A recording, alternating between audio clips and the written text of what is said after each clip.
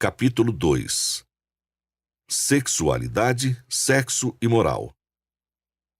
Sexualidade, educação sexual, aborto, adoção.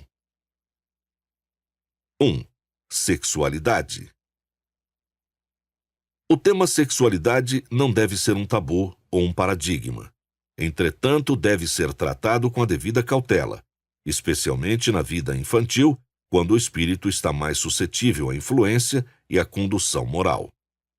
Ao mencionarmos nesse momento um tema tão evitado por todas as doutrinas e religiões existentes, em nenhum instante tivemos a intenção de ferir ou ofender os irmãos, mas apenas de instruí-los para o caminho correto.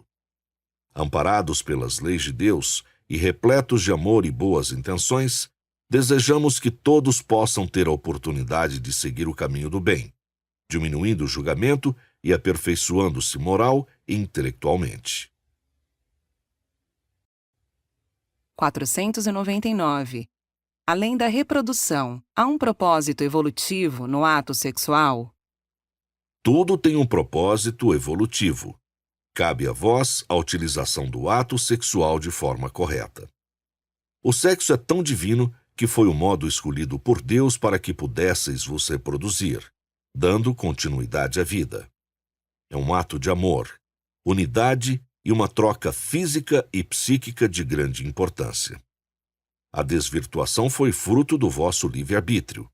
Não satisfeitos com o que Deus vos deu, buscastes sempre mais. Os excessos, as prevaricações e a falta de moral são frutos do homem. Não podeis confundir o prazer que gera a vida com a vida baseada apenas em prazer. 500. Há uma razão para que cada indivíduo encarne com um determinado sexo? Certamente, há uma razão para tudo o que acontece dentro e fora do universo. Muitas vezes, vós mesmos escolhestes com qual sexo gostaríeis de vir. 501. Caso a banalização do sexo continue a atingir o público jovem, quais serão as consequências? Quantas crianças não serão influenciadas? Quais serão os reflexos para o futuro?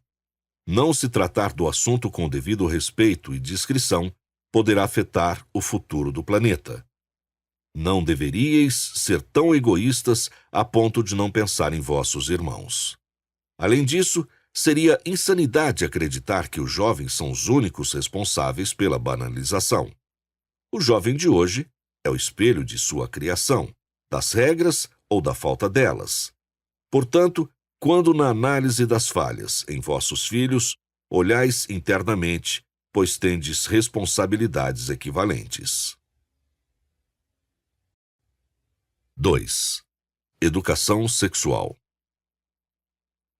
Nos dias atuais, as pessoas buscam, através de suas verdades, transformar as verdades que foram exemplificadas pelo Cristo. O certo e o errado não importam mais que vossa consciência, comunicação direta com Deus. Entretanto, não sois capazes de proporcionar aquilo que não possuís.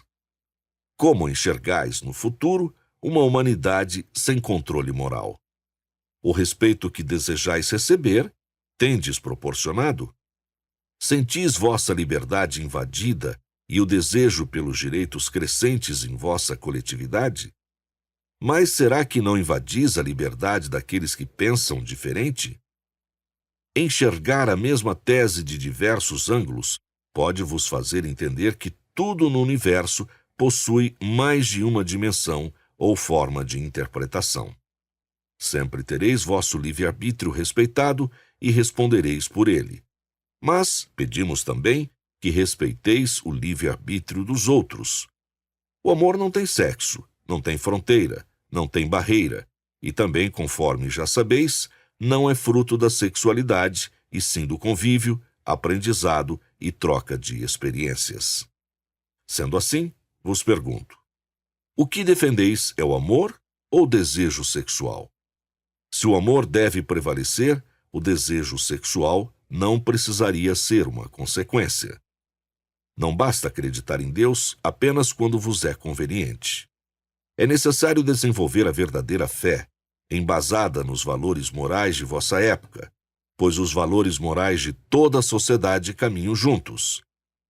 Ainda que haja algumas discrepâncias, um dia entendereis a diferença entre sexo, sexualidade, amor e relacionamento. O mundo não julga se vós não julgardes primeiro. Em vez de vitimizar-vos pelas circunstâncias pesadas que a vida vos impõe, observai e percebeis se realmente estáis dando valor para as questões certas. Santo Agostinho, Matão, 1º de julho de 2019. 502. Como os espíritos acreditam que deveríamos introduzir o aprendizado sobre a sexualidade na infância? De forma a acompanhar a evolução moral coletiva, elaborando e aperfeiçoando através da moral o livre-arbítrio de cada pequeno ser. Lembrando que a sexualidade é despertada naturalmente, é instintiva e necessária para a perpetuação da espécie humana, hoje já intelectualizada, contudo, intrinsecamente animal. 503. Estaria no plano reencarnatório passar na adolescência por uma gravidez não programada? Apesar de a gravidez em geral ser fruto do livre-arbítrio, Deus, em sua inteligência suprema, corrige os cursos do destino. Tudo é reorganizado para que se encaixe no ciclo da evolução. Com o passar do tempo e consequente aumento do nível de informação, o livre-arbítrio tem relevância cada vez maior. Crescente conhecimento gera responsabilidade equivalente, tanto para os jovens quanto para os tutores, que devem instruir corretamente. 3. Aborto. 504. Como é vista, pelo plano espiritual, a legalização do aborto? Inaceitável, visto que a preservação da vida é soberana. Por mais difícil que seja uma gravidez não programada, em nenhuma circunstância será lícito esse ato de abortar. Sois tutores e responsáveis por essa vida que se encontra em formação. Entendei que tolheis o livre-arbítrio do espírito quando tomais essa decisão, afetando gravemente esse ser em processo reencarnatório, que terá sua vida interrompida brutalmente. A vida é um presente de Deus, e vós não podeis banalizá-la de forma alguma, preservando-a sempre, com todas as vossas forças. Que amar seja sempre vossa primeira escolha. 505. Ocorrendo concepção mediante o estupro, é correto abortar? Não, não é correto em nenhuma circunstância, pois todos deveis passar pelas vossas próprias provas. Ninguém é mãe ou filho por casualidade. A lei divina é sábia e tem como principal meta corrigir ou atenuar sofrimentos. A lei de causa e efeito gera responsabilidades por todos os vossos atos, desta e de outras encarnações. Interromper a reencarnação de um espírito, mesmo decorrente de um estupro, não é correto. Somente trará mais dor e ampliará o sofrimento dos envolvidos. A preservação da vida diante da dor da violência é um ato de amor. Que possais sempre combater o mal com o amor, por mais difícil que seja. 506. A concepção, fruto de violência sexual, foi determinada por necessidade provacional ou por simpatia a um espírito em busca de oportunidade reencarnatória? Não existe uma regra. Depende de cada caso. Todo espírito será realocado para a reencarnação dentro da perfeita organização divina. Ninguém ficará fora do seu devido lugar, muito menos do seu devido tempo. 507. Um feto anencéfalo está animado por um espírito? Pode estar, se assim for a prova do espírito. Não há limites para a vontade de Deus. Existem questões que ainda fogem da vossa compreensão e provavelmente fugirão por um longo tempo. Sabendo que a inteligência é atributo essencial do espírito, Como seria possível um espírito habitar um corpo sem um cérebro? Da mesma forma que outrora questionastes como seria possível viver após a morte, toda a compreensão gerará um esclarecimento futuro proporcional ao desenvolvimento científico e tecnológico de cada planeta. Entendereis, por exemplo, que a inteligência está vinculada ao espírito e não ao cérebro, até porque, quando se desmaterializa, o espírito continua inteligente, mesmo não possuindo massa cerebral, entre outras questões. São por esses motivos que o aborto não cabe em nenhuma situação. 4. Adoção. A adoção é um gesto sublime e de grande valor. Quando adotais um ser de forma despretensiosa e imparcial, estais abrindo mão do vosso orgulho e egoísmo e enxergando todos os filhos do Pai como iguais. É um ato avançado no quesito da evolução, pois, conforme já mencionamos diversas vezes, enxergar todos como irmãos é uma das maiores propostas de Cristo. Porém, infelizmente, o mundo atual ainda enfrenta dificuldades em praticá-la. A adoção deve ser despretensiosa, dando assim oportunidade a todos aqueles que Deus colocar em vossos caminhos. Uma hora, sois o adotado, outra, o tutor, e esse ciclo de ensinar e aprender é que constrói vosso espírito com a bagagem necessária para evoluir. No futuro, tereis a capacidade de amar ao próximo de forma mais pura e enxergar todos como família.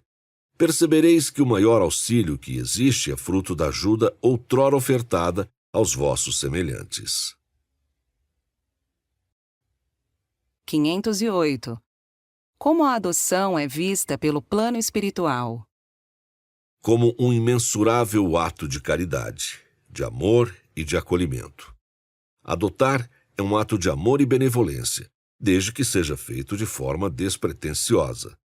Enxergar vossos filhos nos filhos de outrem é entender que tudo faz parte dos planos de Deus, que vos permite reencontros de modos peculiares. Em tudo há uma lição a ser aprendida e um propósito aos olhos do Pai.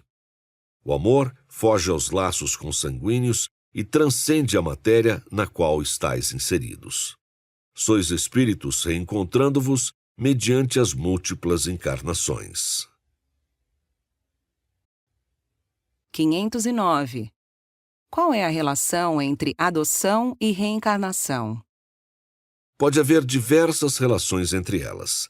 Não existe apenas uma. Tudo dependerá de cada caso isoladamente. O ato de adoção é um lindo gesto. Em alguns casos, pode relacionar-se com existências anteriores. Entretanto, não é uma regra. Pode ser apenas uma oportunidade de praticar o amor e a caridade. 510. Como explicar para a criança que ela é adotada? Existe uma idade ideal? Essa conduta dependerá de cada tutor.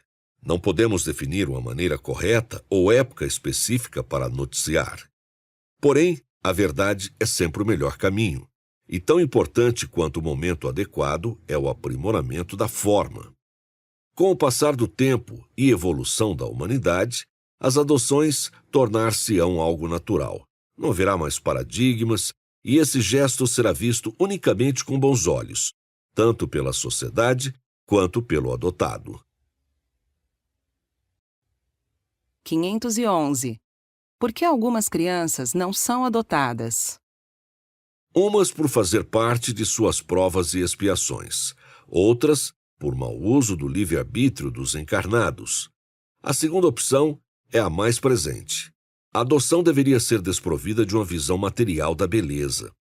Uma criança não é um produto a ser selecionado em uma prateleira, mas sim um espírito buscando em um tutor a oportunidade de evoluir e fazer evoluir. 512. Como a espiritualidade define a família? Família são as pessoas de convivência próxima, que escolhemos para atravessar a jornada da existência terrestre. Os seres dos quais precisamos para conviver pacífica e amorosamente. Ainda que não tenhamos afinidades, Família é a escola de como amar o próximo com seus defeitos e virtudes.